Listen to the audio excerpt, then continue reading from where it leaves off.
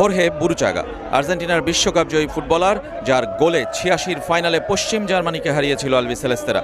ফাইনালে ২ গোল করেছিলেন তিনি, কিন্তু তার শেষ গোলটি ফাইনালের ভাগ্য নির্ধারণ করে দেয়। ৩-২ গোলে জিতেছিল আর্জেন্টিনা। প্রথম বিশ্বজয়ের নায়ক এবার যুক্তরাষ্ট্রের সংবাদকর্মী। ডিরেক্ট টিভির হয়ে ধারাভাষ্য দিতে হাজির মায়ামি স্টেডিয়ামে। সেখানেই কথা বললেন চ্যানেল 24-এর সাথে। অ্যাডভান্সড ইলেকট্রোপলিশড ও শতভাগ স্টেইনলেস স্টিলে তৈরি আরএফএল কিচেন সিঙ্ক, টেকসই আজীবন।